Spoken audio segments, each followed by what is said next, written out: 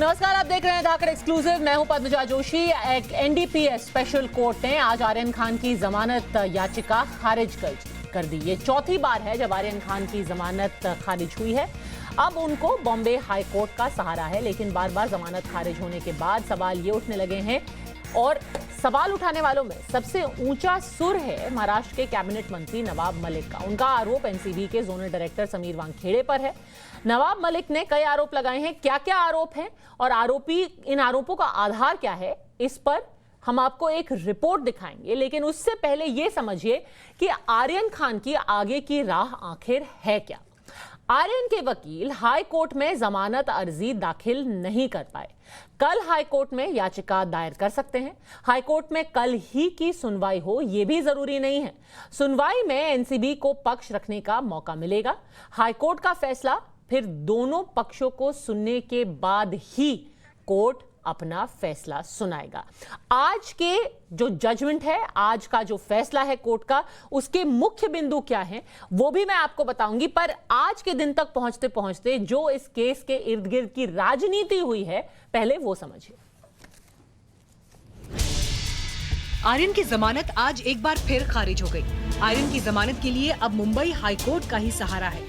आज वक्त पर आर्यन खान के वकील हाई कोर्ट में अर्जी दाखिल नहीं कर सके। COVID protocol. Yeah, we do. Please. Yeah, we do. We don't know, the order is not yet out. So, what do you think, sir? You are We'll- the lawyer of Aryan Khan. You'll have to right? wait. You'll have to wait for the order now. So, will you apply for in the High Court? Once sir? we read the order, we'll decide. So, will you apply in the High Court right now? Once we read the order, we will decide. We What haven't do you yet think- received the What order. do you think? What was the reason that the bail was rejected? Wait for a few minutes, you'll get the order. Do you have the detailed orders of what No, you no, I think are don't. the submissions that have been Please what- maintain your protocol. Yes, sir. We did. So, what was the reason the bail was rejected? Are you going to apply in the High Court, sir? I don't have the order, so I can't answer the question. So, are you going to apply in the High That is Court, the sir? filing. Until we read the order, we don't know. Are you going to apply right now, sir, in the High Court? Narcotics control bureau जमानत खारिज होने को कानूनी दलीलों पर आधारित बता रहा है, जबकि महाराष्ट्र के मंत्री नवाब मलिक इसे एनसीबी की चालबाजी बता रहे हैं। कई दिनों से नवाब मलिक एनसीबी पर हमले कर रहे हैं। हमें लगता है सस्ती पब्लिसिटी के लिए सारा खेल चल रहा है, और मैं आपको जिम्मेदारी से कहता हूँ, अगर ये इलेक्ट्रॉनिक एविडेंस की बात करते हैं, ये व्हाट्सएप चैट की बात करते हैं, तो मैं इनको चैलेंज करता हूँ कि ये अपना मोबाइल अपने व्हाट्सएप चैट दे दें। मैं साबित कर दूंगा कि लोगों को कैसे फ्रेम किया गया। आर्यन खान केस में बनाए गए पंचों को लेकर नवाब मलिक एनसीबी पर लगातार हमले कर रहे हैं। नवाब मलिक का पहला आरोप मनीष भानुशाली नाम का पंच बीजेपी से जुड़ा हुआ है, और दूसरा आरोप दूसरे पंच केपी गोसावी के खिलाफ धोखाधड़ी के कई केस दर्ज हैं। आरोप नंबर 3, एक और पंच फ्लेचर पटेल एनसीबी के जोनल डायरेक्टर समीर वानखेड़े का पारिवारिक मित्र है। 90% केसेस कैसे फेक बनाए गए, ठीक है, ये ना दें, ये छुपाएं, लेकिन हम वर्किंग कर रहे हैं। हम बताएंगे कि 90% केसेस फेक हैं और इसको लेके न्यायालय में भी जाएंगे। नवाब मलिक ने अपने दावों को सच साबित करने के लिए कुछ तस्वीरें साझा की, जैसे ये तस्वीर। इस तस्वीर में दिख रहा व्यक्ति फ्लेचर पटेल है और उसकी तस्वीर एनसीबी अधिकारी समीर वानखेड़े की बहन जैस्मीन वानखेड़े के साथ है। एक दूसरी तस्वीर देखिए जिसमें फ्लेचर पटेल समीर वानखेड़े के साथ दिखाई दे रहा है। नवाब मलिक का सीधा आरोप समीर वानखेड़े पर है। अब तक 4 बार आर्यन खान की जमानत याचिका ठुकराई जा चुकी है। उसे 3 अक्टूबर को गिरफ्तार किया गया था। नवाब मलिक ने पहले ही आरोप लगाया है कि आर्यन का गिरफ्तारी के वक्त तस्वीरों में दिख रहा केपी गोसावी एक प्राइवेट इन्वेस्टिगेटर है। बावजूद इसके गोसावी समेत 2 बाहरी लोगों को इस ऑपरेशन में शामिल किया गया।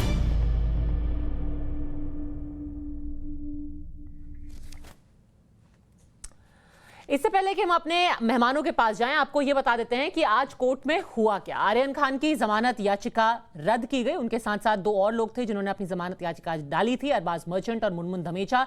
तीनों को ही जमानत नहीं मिलेगी, यानी कि तीनों जेल में रहेंगे। तीनों आरोपी एनडीपीएस एक्ट के तहत गिरफ्तार किए गए हैं।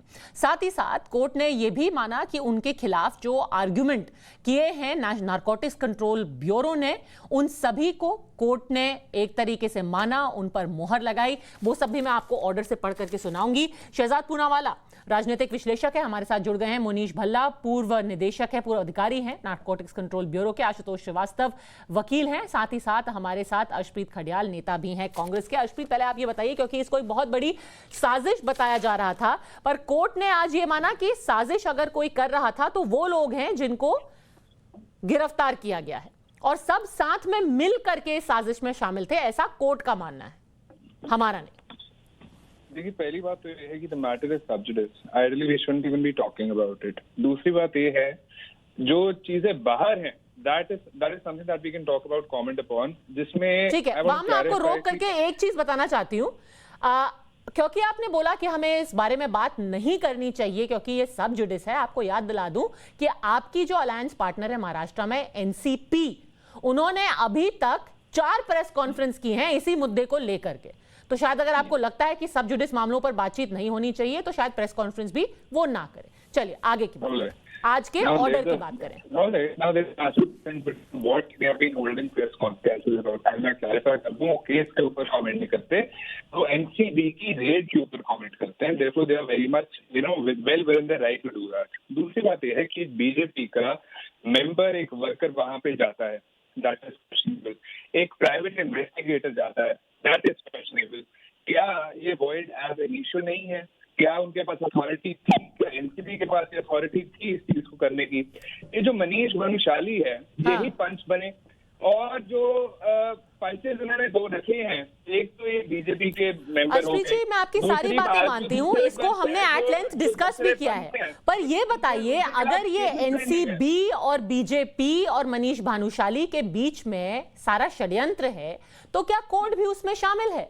क्योंकि कोर्ट ने एक जो बात है उसको काउंटर किया है और उसने अंत में ये तक बोला है, मैं आपको कोर्ट का ऑर्डर पढ़ करके सुना देती हूं। कोर्ट ने अपने ऑर्डर में बोला है कि अगर अक्यूज नंबर 1 को छोड़ दिया जाएगा तो ये जो ड्रग रैकेट की बात एनसीबी कर रहे हैं उसकी तह तक वो नहीं पहुंच पाएंगे। और ऐसी व्हाट्सएप चैट्स हैं, ये कोर्ट ने माना है अपने ऑर्डर में, ऐसी व्हाट्सएप चैट्स हैं जिनसे ये प्रतीत होता है कि अक्यूज नंबर 1 ड्रग में डील करने वाले लोगों से बात कर रहे थे, और अभी नहीं, काफी वक्त से। अब कंस्पिरेसी कौन कर रहा है? देखिए, पहली बात, we are not even supposed to be referring to the evidence in court right now at this stage. जैसे मैंने आपको पहले बताया, मैं उसके बारे में बात ही नहीं करूंगा because we are not supposed to. दूसरी बात, मैं आपको बाहर की बात ये कर सकता हूँ आपके साथ कि ये जो इंडिपेंडेंट विटनेस वाला कंसर्न है, चीटिंग केसेस पहले ही ऑलरेडी इतने चल रहे थे, अभी हाल ही में एक और चीटिंग केस दर्ज हुआ है, और मैं बस ये पूछना चाहता हूं कि एनसीबी ऐसा कैसे कर सकती थी? उनके पास अथॉरिटी ये करने की थी? ये प्रोसीजरल प्रॉब्लम हो सकती है। प्रोसीजरल प्रॉब्लम छोड़िए, मैं तो कहती हूँ कि ये प्रोसीजरल एरर है, ये गलती है, बट उससे केस पे तो कोई असर नहीं है ना। अगर उन्होंने पंच को लेके आए जो कि समीर वानखेड़े को जानते थे पहले से, तो उससे इस केस को तो आप डिसमिस नहीं कर सकते ना। अब सुनिए एक बात, कुछ एविडेंस तो, कुछ सबूत दिए होंगे एनसीबी ने जिसके बिना पे कोर्ट ने बेल मना की है। आप एविडेंस की बात कीजिए ना, आप कोर्ट के फैक्ट्स की बात कीजिए। आप कह रहे नहीं, जो एविडेंस है, जो इन ब्लैक एंड व्हाइट है, मैं उसकी बात नहीं करूंगा, मैं उधर उधर की बात करूंगा कि वो वहां पे क्यों था, उसने हाथ क्यों पकड़ा, उसने सेल्फी क्यों ली। ये सब प्रोसीजरली गलत है, बट इस केस में अगर कुछ मायने रखता है तो वो है एविडेंस। क्या आप मानते हैं कि एविडेंस ना होने के बावजूद कोर्ट किसी दुर्भावना से काम कर रहा है आर्यन खान के खिलाफ? Padmaja, I just want to make apprise you about this one thing. It is just not right. It's ethically not right. It's morally not right. It's legally not right to be commenting upon these things, and I won't do that. मैं बस आपको ये कह देना चाहता हूँ कि the whole probe has been vitiated, the investigation has been vitiated, simply because एक relative involved है, दूसरा एक पंच involved वो है जिसके खिलाफ केसेस पेंडिंग है, चीटिंग केसेस पेंडिंग है, Therefore, it is void ab initio. There is definitely a political link attached to it simply because ठीक है। बीजेपी का मेंबर इसमें तो था. आप Therefore, it is ठीक है, तो questionable ये and an action should be initiated. शुरू से ही Why केस is को he इतना absconding? खराब कर दिया गया। ठीक है, आप Why राजनीतिक is he बात पे ही absconding? रहना चाहते हैं, तो शहजाद पूनावाला शुरू से इस केस को खराब ही ऐसा किया गया है कि अब जो आप कोर्ट के सामने पेश कर रहे हैं उस पर भी कैसे आप विश्वास कर सकते हैं। कोर्ट तो फैसला उसी पे देगा ना जो उसको सामने पेश हुआ होता है। अर्शप्रीत कह रहे हैं कि वो जो पेश किया गया है कोर्ट के सामने वही गलत है, वही सस्पिशियस है। देखिए, मैं शुक्रिया अदा करता हूं कि अर्शप्रीत मेरे वकील नहीं है, वरना ये गवाहों को ही सजा दिला दे, ऐसे वकील मालूम होते हैं। बहरहाल मैं उनकी तर्कों पर नहीं जाना चाहता। पद्मजा, मैं सीरियस डिबेट चाहता हूं, डिस्कशन चाहता हूं, मैं कुछ बुनियादी पॉइंट्स रेज करना चाहता हूं। पद्मजा, मैं interrupt Padmaja, can I not be interrupted? क्या ऐसा संभव है कि मुझ पे कमेंट करेंगे, मैं भी करूंगा ना पद्मजा। हाँ, आप मदई को सजा मत करवा कि हम एक करवा दीजिए। बीच में नहीं, एक प्लीज शहजाद। ये अपने क्लाइंट को सजा कराएंगे, अभी देखिए आप। जी पद्मजा, 21 पेज का ऑर्डर है और आपके इस शो के आने से पहले मैं आपका विश्लेषण अंग्रेजी चैनल पर भी सुन रहा था और इसमें 10 बुनियादी पॉइंट्स है जिसको माननीय जज ने ऑन रिकॉर्ड लेते हुए बेल रिजेक्ट की है। और जिसमें सबसे महत्वपूर्ण बात यह है कि जो एक नैरेटिव फैलाया जा रहा था कि क्योंकि आर्यन खान के पोजेशन में ड्रग्स नहीं था इसलिए वो बेगुनाह है, ये जो एक नैरेटिव फैलाया जा रहा था उसको उन्होंने बस्ट किया, ये कहते हुए कि पहले तो ये एक कंस्पिरेसी थी, कोई आइसोलेशन में काम नहीं कर रहा था, ये तीनों साथ में काम कर रहे थे।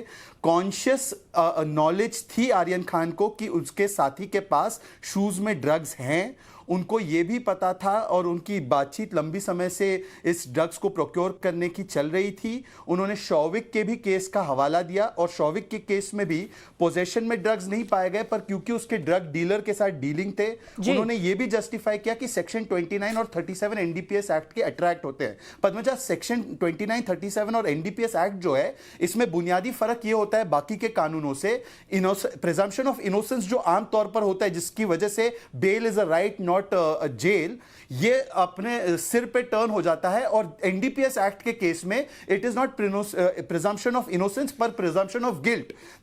It is of course rebuttable, ये रिबटेबल है, परंतु सामने वाली पार्टी को जिस पे एक्यूजेशन लगा है उनको यह साबित करना होता है कि मैं गिल्टी नहीं हूं।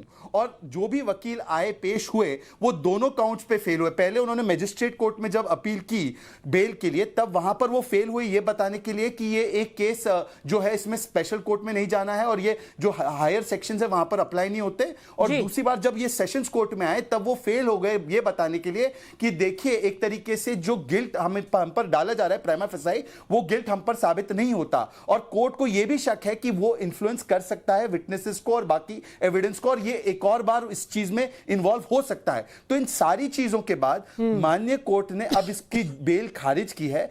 कोर्ट पर और उसकी निष्पक्षता पर सवाल उठाने से अच्छा हमें इसको मानना चाहिए, आर्यन खान हो या कोई भी हो, कोर्ट सबके लिए समान तरीके से काम करता है, हमें व्यवस्थाओं पर सवाल नहीं उठाना चाहिए। बताइए अर्शप्रीत, और साथ ही साथ ये भी एक पढ़ दूं मैं ऑर्डर से, मैं कुछ इधर उधर से नहीं बोल रही हूं, ऑर्डर में जो लिखा हुआ है, evidence on record shows prima facie there is material to indicate that accused are parts of larger network, यानी कि एक जो अक्यूज्ड हैं वो एक बड़े नेटवर्क का हिस्सा हैं। Since accused are part of conspiracy each one of them is liable for the entire quantity of drug seize.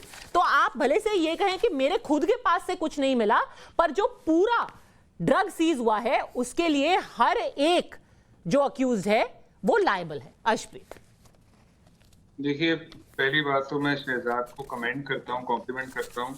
पता नहीं ऑडेसिटी है या मूर्खता है, ये जो कोर्ट की मैटर्स के ऊपर कॉम्प्लीमेंट करते ही जा रहे हैं। He is not supposed to be doing that, at least knowing that he is a lawyer, ये उसके बावजूद कर रहे हैं। It doesn't really surprise me because that's what's expected of Shehzad. But I'll tell you one thing. You can comment on an order. Member has been absconding. The BJP member has been absconding. The BJP member has been absconding. Shehzad did not want to comment on that.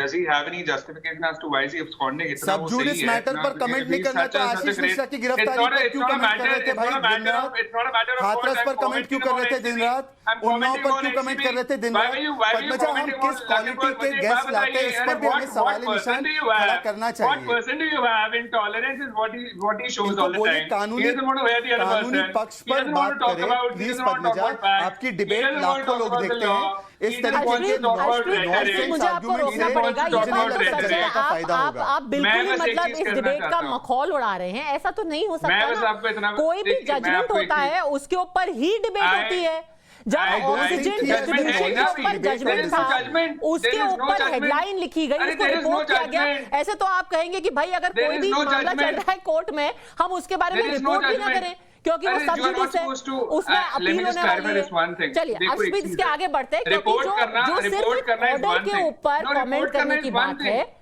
एक second Parmeja, report Arshpreet, मैं करना is आपको ये one भी thing. याद दिला दूं। Discussing, deliberating upon that is a different thing altogether. Reporting is another thing, and discussing, debating the matters of the court is entirely different, which he is not supposed to be doing. And he is misguiding you also and your viewers also. I just want to tell you this one thing upon NCB. I want to come that the BJP member is still absconding, is not being traced yet. Why? Why was he such an important part of the NCB कि उसकी वजह से the entire raid was carried out, and now that the investigation, the process is going on, पता ही नहीं वो भाई साहब हैं कहाँ पे, and they haven't said a word about him. Not one BJP leader has commented about this guy जो वहाँ पे था, जो selfies ले रहा था और उसके बाद दिखाई नहीं देता, पता नहीं हमें कहाँ है. This is one thing that I want Tejaat to कौन answer है ये about, बीजेपी कि वो लीडर, है आप कहाँ पे? बताएंगे? एक सेकंड, क्योंकि आप बता ही रहे हैं, आप बताएंगे कौन है ये बीजेपी लीडर जो आप कह रहे हैं एब्सकॉन्डिंग है? Is it my business? Is it my business? पहली बार. अरे आप एलिगेशन लगा रहे हैं तो बताइए ना कौन है ये BJP leader? Let's have this अरे clear. Manish Bhanushali is the leader. Manish Bhanushali is the leader. Manish Bhanushali absconding है, वो एब्सकॉन्डिंग क्यों है? पद्मजा, अरे is it my business to do? Is it my business to find out who's sir absconding? Manish Bhanushali the BJP leader? Absconding नहीं है। SP I beg your Gosavi pardon. जो कि दूसरा आदमी थे जिनको रेड के दौरान देखा गया, जिन्होंने सेल्फी खींची आर्यन खान के साथ, it उनके might ऊपर have been- धोखाधड़ी का केस है, अरे, वो it might अभी have been a एब्सकॉन्डिंग है। slip of tongue. It might have been a slip of tongue, but he's definitely absconding, right? But SP BJP Gosavi associate is definitely BJP member, absconding. SP Gosavi का BJP से कुछ पद्मजा, लेना देना है ही नहीं। अरे नहीं, अब हम लोग बहुत मुद्दे से भटक रहे हैं, हम किधर का किधर ले गए इस पद्मजा। डिबेट को। अब मैं दोनों वकीलों के पास जाना चाहती हूँ। एक पद्मजा। सेकंड, आशुतोष श्रीवास्तव, पद्मजा। जो सिर्फ एविडेंस है और जो आज कोर्ट ने बोला है, उससे आप इत्तेफाक रखते हैं कि अगर आर्यन खान बाकी और लोगों के साथ थे तो वो ये नहीं कह सकते मेरे पास कुछ नहीं था, बाकी लोग लेकर के चल रहे थे। क्या होता है कि ये बेल एप्लीकेशन है और बेल एप्लीकेशन में कोई भी कोर्ट पूरे ट्रायल तक नहीं जाता। तो बेल एप्लीकेशन में पहली बात ये होती है कि जो इन्वेस्टिगेशन है वो अंडर प्रोसेस है। तो ये जनरल टर्म होता है कि चूंकि इन्वेस्टिगेशन कंप्लीट नहीं है, अगर हम किसी को एक्यूज्ड को अगर हम बेल देते हैं तो वो बाहर जाके विटनेसेस को टैंपर कर सकता है या एविडेंसेस को के साथ जो है छिड़खानी कर सकता है या जो विटनेसेस हैं उसको टैंपर कर सकता है। इस तरीके के जो है व्यू कोर्ट लेकर के वो चलता है और ये इस पे भी डिपेंड करता है कि जो इन्वेस्टिगेटिंग एजेंसी है उसने अब तक जो इन्वेस्टिगेशन जो सबमिट किया कोर्ट को और उसके अंदर वो क्या दिखा पा रहे हैं किसी के इन्वॉल्वमेंट को। अगर वो प्राइमा फेसी ये दिखा पाते हैं कि किसी पर्सन का इन्वॉल्वमेंट जो है वो हद से ज्यादा है या वो पर्टिकुलर एक्यूज्ड जो है वो रिक्वायर्ड है फॉर फर्दर इन्वेस्टिगेशन, क्योंकि अभी तक चार्जशीट इसके अंदर फाइल नहीं हुई है। चार्जशीट जो है जनरली 90 डेज का टाइम जो है प्रोसिक्यूशन को दिया जाता है, इन्वेस्टिगेटिंग एजेंसी को दिया जाता है सबमिट करने के लिए। अगर चार्जशीट फाइल हो जाती है तो कोर्ट इस व्यू को लेके चल सकता है कि चूंकि अब इन्वेस्टिगेशन कंप्लीट हो गया, चार्जशीट फाइल हो गई, तो अब जो है विटनेसेस के स्टेटमेंट्स आ गए, सारे एविडेंसेस सबमिट हो गए, तो अब जो चांसेस हैं एक्यूज्ड के कि वो किसी चीज को बाहर जाकर के टैंपर करेगा वो कम हो जाते हैं। तो देखिए मैं दोनों बातें कह रहा हूँ, अगर बेल रिजेक्ट हो गया तो इसका मतलब ये नहीं है कि कोई कन्विक्ट हो चुका है या उसने क्राइम किया है ये साबित हो गया है, और एट द सेम टाइम ये भी साबित नहीं होता है कि उसका कोई इन्वॉल्वमेंट नहीं है। तो ये अभी जो है इन्वेस्टिगेशन कंप्लीट नहीं है। आर्यन खान को बेल ना मिलना गलत है या नहीं? जी देखिए, अभी जो कोर्ट ने अपने ऑब्जर्वेशंस को रखते हुए जो रिजेक्ट किया है, उस ऑब्जर्वेशंस में क्या एरर है ये आर्यन खान के लॉयर्स इसको किस हद तक हाईकोर्ट में दिखा पाते हैं और उस एरर से हाईकोर्ट कन्विंस होता है कि there has been an error considering all the investigation report order को देख करके लगता है कि एरर है, क्योंकि उन्होंने हर एक चीज को एड्रेस किया। ये ऑर्डर नहीं, देखिए ऑर्डर क्या होता है कि ऑर्डर एक किसी का जुडिशियस माइंड है। मैं अगर किसी एविडेंसेस को पढ़ रहा हूं और मैं उससे ये निष्कर्ष निकालता हूं, मैं इससे कंक्लूड करता हूं किसी बात को, तो ये मेरा अपना जुडिशियस माइंड है। ये हो सकता है, तब तो ऐसा होता कि वही ऑर्डर अगर फाइनल हो जाता तब तो दुनिया में अपील नाम की कोई चीज ही नहीं होती, हाई कोर्ट में जाने की जरूरत ही नहीं होती, सुप्रीम कोर्ट में जाने की जरूरत ही नहीं होती। शहजाद इसमें कुछ बोलना चाहते हैं, मोनीश जी आपके पास आऊंगी। शहजाद, हाँ जी, देखिए जो वकील साहब कह रहे हैं वो बिल्कुल सही कह रहे हैं, अपनी बात सही जगह वो रख रहे हैं, पर मैं ये कहना चाह रहा हूं कि जो एक नैरेटिव बनाने की कोशिश कर रहे हैं कि देखिए उसके पास क्योंकि ड्रग्स नहीं था इसलिए उसको जेल में रखना गलत है, क्योंकि उसका पिता शाहरुख खान है इसलिए उसको जेल में रखा जा रहा है। आज ये सारे जो बिना सर पैर के नैरेटिव्स थे पद्मजा, कम से कम आज इस 21 पेज के ऑर्डर से, एक वेल रीजन्ड वेल डॉक्यूमेंटेड ऑर्डर से इस नैरेटिव को कम से कम बंद होना चाहिए। जो प्रीवियस वक्ता ने कहा मैं उनकी बात से पूरी तरह से इत्तेफाक रखता हूं। कल हो सकता है अपील में ये ऑर्डर को रिजेक्ट कर दिया जाए और हाईकोर्ट इसे ओवरटर्न कर दे, परंतु आज जब ये ऑर्डर स्टैंड करता है तब एक मंडली बन चुकी है। पद्मजा आप ट्विटर खोलिए, मंडली बन चुकी है कि अनबिलीवेबल, देश में कानून व्यवस्था कहां है, उफ ये आर्यन। और ये वही लोग हैं जब समीर ठक्कर नाम का एक सामाजिक कार्यकर्ता उसी मुंबई में, उसने कुछ नहीं किया, उसको 20 से ज्यादा दिन तक जेल में ठूस कर रखा गया, तब इन लोगों के मुंह से एक शब्द नहीं निकला। तो ये मानव अधिकार क्यों चयनात्मक रूप से जागता है पद्मजा, इसके ऊपर भी चिंतन होना चाहिए। तो जो एक कंस्पिरेसी थ्योरी थी, क्या उसको एक झटका आज लगा है? मोनीश जी। देखिए मैं सबकी बातें सुन रहा था, आप सबकी, और सबने अपने अपने व्यूज रखे हैं। सबके अपने व्यूज अपने हिसाब से सही, पर let us be very clear on this. एक तो ये बेल एप्लीकेशन, ये ट्रायल फाइनल नहीं, अभी चार्जशीट नहीं हुई, इन्वेस्टिगेशन को अभी शुरू हुआ है। आप देखिए 2 तारीख का एक केस है, हम आज 20 तारीख को इसको बात कर रहे हैं, तो आपने सिर्फ अभी 3 हफ्ते हुए हैं, आपके पास काफी समय है इसको इन्वेस्टिगेट करने का, अपनी बात को प्रूव करने का। जो चीजें अभी तक हमारे सबके बीच में आई हैं, जो कोर्ट के ऑर्डर में अभी हम देख रहे, चाहे वो व्हाट्सएप चैट हो, चाहे वो रिकवरी हो, चाहे वो इन्वॉल्वमेंट हो, कॉन्स्पिरेसी, ये सारी चीजें डिटेल में इन्वेस्टिगेशन के बाद चार्जशीट तक आते आते प्रूव होती, और डिपार्टमेंट का काम है अपनी चार्जशीट को सही तरीके से बना कोर्ट के सामने रखे। अभी ये बेल की बात है, बेल उनको इस समय मिली नहीं मिली, आगे मिलेगी नहीं मिलेगी, पूरी अलग चर्चा है। पर आप ये कहें कि केस ही नहीं बनता था, इस पे केस करना ही नहीं चाहिए था, छोटी सी मात्रा है तो उसको छोड़ देना चाहिए था, ऑफिसर को ही बेल दे देनी चाहिए थी। ये जो नैरेटिव्स बहुत टाइम से चल रहे हैं, हर एक चैनल पे चल रहे हैं, वो शायद बहुत गलत हैं, और वो एक गलत मैसेज दे रहे हैं सबको कि एज इफ छोटे से काम के अंदर आपको सजा होनी ही नहीं चाहिए। ये छोटा बड़ा का सवाल नहीं है जी, ये सवाल है एक ऐसे ड्रग्स का एक इतना बड़ा नेटवर्क हमारी कंट्री में चला गया है, घुस गया है। आज से शायद 20 साल पहले ऐसा नहीं था, पर ये पिछले कुछ सालों में हम देख रहे हैं कि इतना ज्यादा एक नेटवर्क फैल गया है, इतना ज्यादा कंजम्पशन शुरू हो गया है, जो हमने कभी सोचा भी नहीं था कुछ साल पहले। जी, और बिल्कुल हमारा काम बस ये है कि अगर कोर्ट ने कोई फैसला दिया है तो हम उसके सारे तथ्य आपके सामने रखें। इससे हम ये नहीं कह सकते हैं, ना हम कह रहे हैं कि वो गिल्टी है या फिर इनोसेंट है, वो मासूम है या फिर वो दोषी है। ये काम कोर्ट का है, हमारा नहीं। हमारा काम बस ये है कि जितने तथ्य हैं वो आपके सामने रखें। हमारे से जुड़ने के लिए आपका बहुत बहुत धन्यवाद।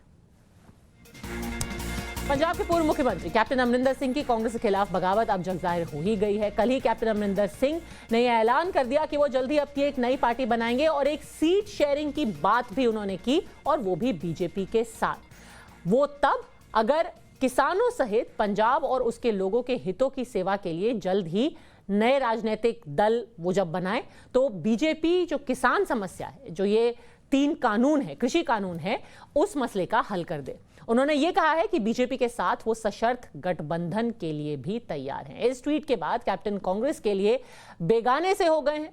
उनको कई चीजें बोली गई। कांग्रेस के वरिष्ठ नेता हरीश रावत का कुछ ऐसा ही कहना है। उन्होंने तो ये तक कह दिया कि अमरिंदर सिंह, कैप्टन अमरिंदर सिंह काफी वक्त से बीजेपी का मुखौटा बनकर रहे हैं। पंजाब का सियासी तूफान थम नहीं रहा है। कैप्टन अमरिंदर सिंह ने ये ऐलान कर दिया है कि वो अपनी नई पार्टी बनाएंगे और अगर कृषि कानून को रद्द कर देती है बीजेपी तो उनके साथ गठबंधन भी करेंगे 2022 के विधानसभा चुनाव में। हमारे साथ पंजाब कांग्रेस के प्रभारी महासचिव हरीश रावत है। रावत साहब, ये जो नया ऐलान किया है, कांग्रेस की कितनी मुश्किलें पैदा हो जाएगी इसके बाद? कोई मुश्किल पैदा नहीं होगी, क्योंकि वो पहले से मुश्किल पैदा कर रहे थे। उनका नो परफॉर्मेंस वाला जो रिकॉर्ड है वही हमारे लिए बड़ी भारी प्रॉब्लम पैदा कर रहा था। इसीलिए तो हमको 18 सूत्री कार्यक्रम बना करके उनको देना पड़ा, बार बार यहाँ मीटिंगें करवानी पड़ी, सब कुछ करना पड़ा कि वो कुछ करें। और एक जनरल इम्प्रेशन जो पंजाब में था कि उनकी गवर्नमेंट अकाली दल 3 है, जो ये इम्प्रेशन था कि वो दिल्ली के इशारे पर काम कर रहे हैं, कुछ अंडरस्टैंडिंग है। तो अब उन्होंने करीब करीब वो बातें हैं, उनका बयान क्लियर कर रहा है। जो वहाँ पंजाब का बच्चा सब कहता था वो उसको एक प्रकार से सिद्ध कर रहा है। और मैं नहीं समझता कि कोई किसान उनके हित की बात को आड़ ले करके, जिस तरीके से भाजपा पंजाब में अमरिंदर सिंह का मुखौटा पहनना चाहती है, उसी तरीके से अमरिंदर सिंह किसानों की भलाई की आड़ ले करके जो तीतर बता करके जो है कौवे को खाना चाहते हैं, तो उनकी बातों में कोई आने जा रहा है। लेकिन आप लोग अब क्या करेंगे? क्योंकि उन्होंने सिर्फ कह दिया कि कांग्रेस में नहीं रहेंगे, लेकिन कोई इस्तीफा नहीं दिया है। लेकिन जिस तरह के बयान आ रहा है ये तो पार्टी के खिलाफ है। क्या करते हैं देखेंगे। लेकिन एक बात बिल्कुल स्पष्ट है कि जिस तरीके से किसानों को इस सरकार ने ललकारा और पर इस सबके बीच हैरानी की बात यह है कि पार्टी की घोषणा करते ही कांग्रेस के लिए कैप्टन बेगाने हो गए। वही कैप्टन जो कांग्रेस का पंजाब में चेहरा रहे हैं, वही कैप्टन जिन्होंने 2017 के चुनाव में कांग्रेस को 77 सीटों पर जीत दिलाई थी सिर्फ अपने बल पर। अब नई टीम के साथ पंजाब में कैप्टन कितने असरदार होंगे, पंजाब की सियासी गुणा गणित में कितना बदलाव आएगा, देखिए इस रिपोर्ट में। कैप्टन अमरिंदर सिंह ने अपनी टीम का ऐलान कर दिया है और कैप्टन की ये नई टीम कांग्रेस के लिए पंजाब में हार का सबब बन सकती है, क्योंकि कैप्टन अमरिंदर सिंह ने ही खुलेआम ये बात कही है कि उनका एकमात्र लक्ष्य है नवजोत सिंह सिद्धू को हराना। ऐसे में कांग्रेस को हराना भी नवजोत सिंह सिद्धू को हराने वाली बात होगी। कैप्टन के ऐलान जंग के साथ ही सियासी कयासों का दौर शुरू हो गया। सवाल पूछे जाने लगे, कैप्टन की नई पार्टी कितनी असरदार होगी? कैप्टन की एंट्री से पंजाब में चतुष्कोणीय लड़ाई होगी। पंजाब में कैप्टन की टीम कांग्रेस का घाटा, कैप्टन के साथ बीजेपी का कद बढ़ेगा। सबकी लड़ाई में आम आदमी पार्टी की क्या मलाई? एक बात तो तय है कि कैप्टन अमरिंदर की नई पार्टी पंजाब की चुनावी सियासत का गुणा गणित बदल देगी। 2017 के विधानसभा चुनाव में कैप्टन के नेतृत्व में कांग्रेस के 77 नेता विधानसभा पहुंचे थे। चेहरा कैप्टन का था और छत्र कांग्रेस का। 4 महीने में फिर विधानसभा चुनाव है। अब की बार चेहरा वही, लेकिन कांग्रेस का छत्र नहीं होगा। तो क्या महाराजा की नई टीम असरदार साबित होगी? 52 साल, आधी सदी से भी ज्यादा, ये कैप्टन अमरिंदर सिंह का सियासी अनुभव है। कैप्टन ने इसमें ज्यादातर वक्त कांग्रेस के साथ गुजारा। पंजाब की राजनीति में कैप्टन की जड़ें काफी मजबूत हैं। 2017 के चुनावी नतीजों में ये बात पूरी तरह साफ हो गई थी, जब कैप्टन की एक तरफा कोशिश की बदौलत 77 सीटों पर कांग्रेस को जीत हासिल हुई। और अब जब कांग्रेस को पंजाब में हराने का कैप्टन संकल्प ले चुके हैं, तो निश्चित तौर पर कांग्रेस नुकसान में है। कैप्टन अमरिंदर सिंह लगभग 10 साल तक पंजाब के मुख्यमंत्री रहे। बताया जाता है कि इस दौरान राजनीतिक और प्रशासनिक तौर पर कैप्टन की अच्छी पकड़ पंजाब में रही। सूत्रों का कहना है कि कैप्टन की नई पार्टी बनाने के ऐलान के साथ वो तमाम नेता जो कांग्रेस में नाराज चल रहे हैं, जिनमें विधायकों की भी संख्या है और कई सांसद कैप्टन के संपर्क में है, तो निश्चित तौर पर कैप्टन की नई पार्टी का नुकसान कांग्रेस को उठाना पड़ेगा। पंजाब में कांग्रेस टूट सकती है और बड़ी बात यह कि पंजाब के अलग अलग इलाकों में कुल 60 सीटों पर कैप्टन प्रभाव डाल सकते हैं। और ये भी तय कि चुनाव में जब कांग्रेस और कैप्टन की टीम के उम्मीदवार आमने सामने होंगे, तो कैप्टन की पार्टी को जो भी वोट मिलेंगे वो कांग्रेस के ही होंगे। कांग्रेस का ही नुकसान ज्यादा होगा और सीधा उसका फायदा निश्चित तौर पे भाजपा को पहुंचेंगे। अकाली दल में कितना पहुंचेगा बोलने का भी मुश्किल है, लेकिन अकाली दल का रुख क्या होगा वो अलग से लड़ेंगे, ना कि कैप्टन के साथ कोई समझौता करेंगे। कैप्टन के साथ समझौता तो बीजेपी का होने संभावना है। तो इसलिए मुझे लगता है कि अगर जितना भी कांग्रेस को नुकसान पहुंचाएगा उतना ही फायदा बीजेपी को हो सकता है। थोड़ा या ज्यादा कांग्रेस का नुकसान तय। कैप्टन ने पार्टी के ऐलान के साथ घोषणा ये भी की कि बीजेपी के साथ गठबंधन होगा। पिछले कुछ दिनों में अमित शाह से कैप्टन की 2 मुलाकातों से बात जग जाहिर हो चुकी है। वो बात और है कि पंजाब में बीजेपी का जनाधार कमजोर है। 2017 विधानसभा चुनाव में अकाली के साथ रहते हुए भी बीजेपी को सिर्फ 3 सीटों पर संतोष करना पड़ा। अब बीजेपी को पंजाब में सारथी की जरूरत है। अब कैप्टन बीजेपी के लिए कृष्ण की तरह सारथी बनते हैं या नहीं, ये समय बताएगा। कैप्टन ने कह तो दिया कि बीजेपी के साथ गठबंधन में एक पेंच है और वो पेंच है कृषि कानून। ऐसे में अगर बीजेपी कृषि कानूनों पर कोई बड़ा फैसला लेती है तो न सिर्फ कैप्टन अमरिंदर सिंह की नई राजनीतिक पार्टी को फायदा होगा, बल्कि बीजेपी को भी पंजाब में सियासी संजीवनी मिल जाएगी। कैप्टन का पार्टी से अगर भारतीय जनता पार्टी का कोई चुनावी समझौता होते हैं तो निश्चित तौर पे बीजेपी को कुछ फायदा हो सकता है। जैसे अब पिछला 2017 का विधानसभा चुनाव और 2019 का जो लोकसभा चुनाव, अब इसका नतीजा देखेंगे तो उसमें ऐसे कुछ सीट है, कम से कम दोनों मिला के 30 सीट ऐसे तो है ही जहां पे बीजेपी एक कड़ी मुकाबला कांग्रेस को दे सकता है। पंजाब में लड़ाई सिर्फ कांग्रेस वर्सेस कैप्टन नहीं, इस लड़ाई में पक्ष और भी हैं। कांग्रेस के अलावा श्रोमणी अकाली दल और मायावती की बीएसपी का गठबंधन है। अरविंद केजरीवाल की आम आदमी पार्टी भी चुनावी युद्ध में मजबूत दावेदार है और कैप्टन की एंट्री के बाद पंजाब की ये लड़ाई त्रिकोणीय से चतुष्कोणीय हो चुकी है। सबकी लड़ाई में फायदा आम आदमी पार्टी का है।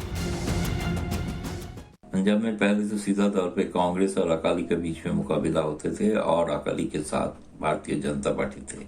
अभी अकाली भाजपा के साथ नहीं है। इसके साथ साथ मैदान में पिछले बार कामयाब नहीं हुआ, लेकिन आम आदमी पार्टी जोर तोड़ से मैदान में है। और चौथा फोर्स जैसे कैप्टन का जो नया पार्टी, अगर वो भाजपा के साथ तालमेल करते हैं उसमें क्या भाजपा का थोड़ा बहुत सुविधा तो हो सकता है। पंजाब की चौतरफा लड़ाई में बीजेपी, अकाली और कांग्रेस को नफा या नुकसान होगा, ये सिर्फ अभी कयास ही लगाया जा सकता है। लेकिन अरविंद केजरीवाल की आम आदमी पार्टी को इसमें फायदा ही फायदा होगा। 2017 के चुनाव में 20 सीटें लाने वाली आम आदमी पार्टी 2022 के चुनाव में बढ़त हासिल करेगी, ये निश्चित है।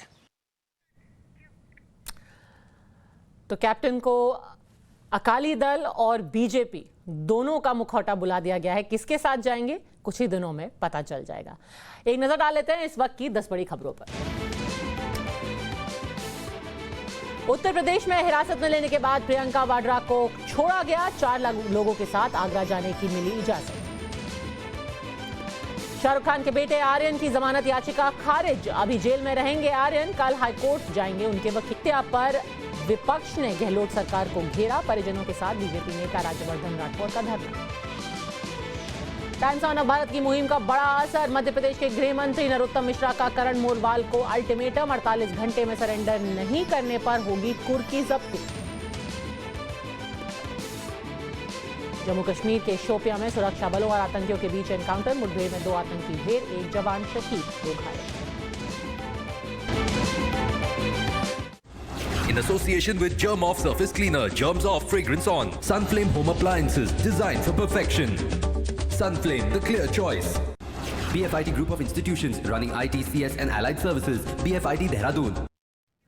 जम्मू कश्मीर में निहत्थे निर्दोष लोगों को निशाना बनाने वाले आतंकियों के खिलाफ सुरक्षा बलों का ऑपरेशन ऑल आउट अभी भी जारी है। आज शोपियां में सुरक्षा बलों और आतंकियों के बीच हुई मुठभेड़ में 2 आतंकियों को मार गिराया गया, लेकिन इस एनकाउंटर में 1 जवान शहीद हो गया और 2 घायल।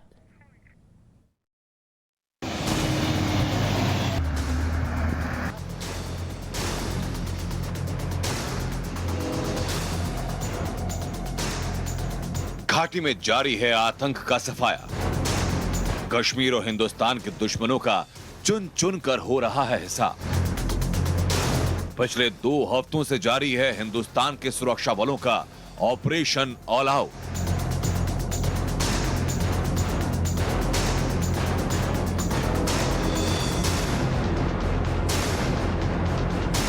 कश्मीर की अमन और शांति पर अक्टूबर के महीने में आतंकियों ने कई बार ग्रहण लगाया। निहत्थे, निर्दोष मजदूरों, रेहड़ी वालों को निशाना बनाया गया, जिससे घाटी में डर का माहौल एक बार फिर पैदा किया जाए। लेकिन उन आतंकियों के खिलाफ सेना ने 2 हफ्ते से हर फ्रंट पर मोर्चा खोल रखा है और आज शोपियां जिले में सुरक्षा बलों के हाथ बड़ी सफलता लगी है। सुरक्षा बलों ने आज मुठभेड़ में 2 आतंकियों को मार गिराया। सुरक्षा बलों को शोपियां में कुछ आतंकियों के छिपे होने की खबर मिली। आतंक से परेशान हो चुके स्थानीय लोगों ने सुरक्षा बलों को ये जानकारी दी।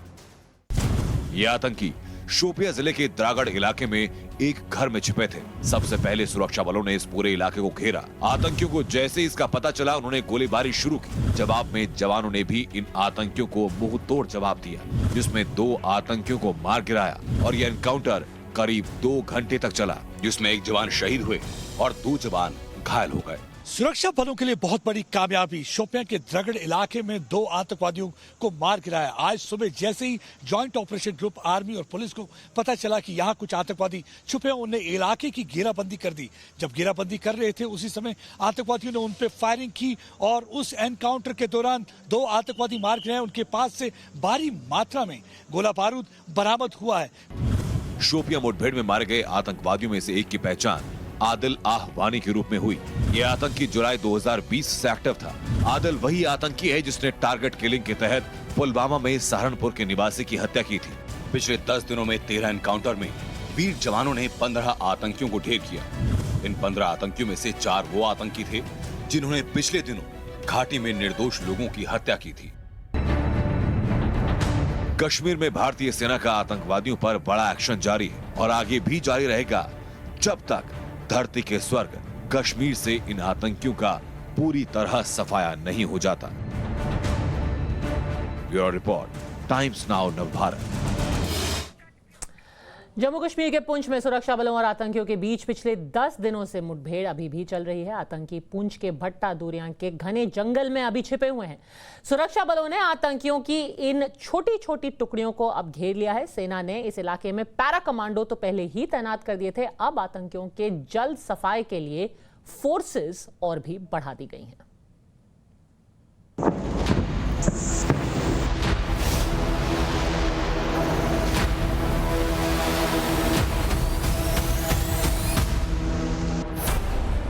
आतंक को घाटी से मिटाएगा हिंदुस्तान। भारत के दुश्मनों का कश्मीर से सफाया करेगा हिंदुस्तान। जारी है ताकि पूरी तरह से उस इलाके को घेर लिया जाए जहां पे ऑपरेशन चल रहे। बहुत ही मुश्किल इलाका है। इस मुश्किल इलाका है, उसके अलावा जो ये टेरेन है काफी डिफिकल्ट है। और आप देखिए कितने जवान उस इलाके की तरफ जा रहे हैं जहां पे ऑपरेशन इस समय चल रहा है। इस वक्त लोगों को भी अनाउंसमेंट करके कहा गया है कि आप अपने घरों में रहिए। भट्टा दुरियन के घने जंगलों में 4 से 6 आतंकी छोटी छोटी टुकड़ियों में छिपे हैं। सुरक्षा बलों ने चारों तरफ से घेरा है।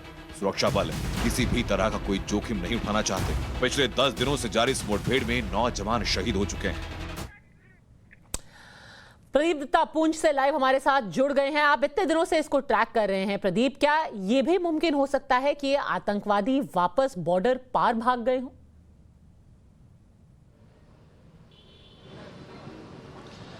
देखिए अभी तक ऐसा लग नहीं रहा है क्योंकि पिछले कुछ दिन से लगातार मुठभेड़ जारी है आतंकवादियों और सुरक्षा बलों के बीच में। उससे यही लगता है कि जंगल में अभी भी वो फंसे हुए हैं। लेकिन हाँ, जो हमें इंफॉर्मेशन मिल रही है वहाँ कुछ गाइड हैं जो उन्हें मदद कर रहे हैं, कुछ स्थानीय निवासी भी मदद कर रहे हैं। लेकिन सुरक्षा बल काफी चौकस। आप देखिए ये खाली पुंछ के जंगलों में ही तलाशी अभियान नहीं चल रहा, तलाशी अभियान हाईवे पर भी चल रहा है। पुंछ राजौरी हाईवे आप देखिए किस तरीके से चौकस हमारे पुलिस के कर्मी हर एक शख्स की तलाशी कर रहे हैं, उनके आइडेंटिटी कार्ड चेक कर रहे हैं, उनका साजो सामान चेक कर रहे हैं, क्योंकि पिछले दिनों से कुछ ऐसी खबरें आ रही हैं कि कुछ लोग हैं जो आतंकवादियों की मदद कर रहे हैं और उन्हें यह भी डर है कि कुछ आतंकवादी वहां से भाग निकलने की कोशिश करेंगे, हो सकता है स्थानीय निवासी के रूप में वहां से निकलने की कोशिश करें। यही एक वजह है कि आप देखिए इनसे सारा सामान खुलवाया जा रहा है, क्योंकि जो भी शख्स एक जगह से दूसरी जगह मूवमेंट करता है उसकी पूरी तलाशी की जाती है।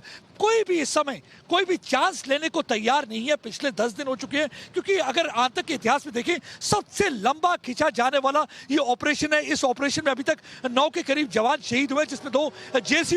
देखिए ये सामान, ये लेबरर हैं, वहां काम करते हैं, इनकी भी तलाशी ली जा रही है। कोई भी पता नहीं, क्योंकि पिछले दिनों से कोई 8 के करीब स्थानीय निवासियों को डिटेन किया गया, उनसे पूछताछ की जा रही है। ये पता चला है कि कुछ लोग उनकी मदद कर रहे थे, कुछ उनको खाना प्रोवाइड करते हैं और कुछ उनको शेल्टर में प्रोवाइड कर रहे थे। इसलिए सुरक्षा बल काफी चौकस है। जो भी राष्ट्रीय मार्ग पे गाड़ी चलती है उस गाड़ी को यहां से तब तक जाने नहीं दिया जाता जब तक उसकी पूरी पूछताछ चेकिंग की जाती है। और देखिए उसके अलावा भी आप देखिए हर जगह पे बैरिकेड लगे हुए हैं और सीनियर ऑफिसर खुद वहां पे तैनात हैं। हर एक से पूछताछ की जाती है। बैरिकेड तब तक खोला नहीं जाता जब तक वो पूरी तरह से सेटिस्फाई नहीं हो जाते, चाहे 2 व्हीलर पे हो चाहे 4 व्हीलर पे हो, किसी भी व्हीकल पे गाड़ी पे जा रहा हो तो उसकी पूरी तरह से तलाशी ली जाती है। उसके अलावा स्थानीय निवासियों को एक मस्जिद से ऐलान करके बोल दिया गया है कि आप अपने अपने घरों में रहिए, अपने माल मवेशियों के साथ अंदर ही बंद रहिए और उनके बच्चों को भी कहा है कि आप अंदर ही रखिए बच्चों को, क्योंकि पूरी कोशिश है आतंकवादियों की वहां से घेरा तोड़ के निकलने की कोशिश है। वो चाहते हैं किसी ना किसी तरीके से वहां से भाग निकले और हो सकता है कि किसी को सिविलियन को वो होस्टेज बना ले या ह्यूमन शील्ड की तरह इस्तेमाल करें, या हो सकता है कि फायरिंग में कोई सिविलियन इंजर्ड या जख्मी या मारा भी जाए। इसीलिए कोई चांस ही लेना चाहते, कोई कोलैटरल डैमेज ना हो, पूरे सिविलियन का भी ध्यान रखा जा रहा है। पूरी चौकसी है, एक तरफ जंगल का घेरा और पुंछ बेंडर से ये सारी रिपोर्ट हम तक लाते हुए प्रदीप दत्ता आपका बहुत बहुत धन्यवाद। धाकड़ एक्सक्लूसिव में आज के लिए बस इतना ही। कल फिर से होगी मुलाकात। याद रखिए कि 100 करोड़ वैक्सीनेशन का आंकड़ा पार करने के हम बेहद करीब हैं। अब बस 40 लाख से भी कम वैक्सीन देने का ये फासला बचा है। कल सुबह तक हम ये फासला पार कर लेंगे। बहुत बहुत धन्यवाद।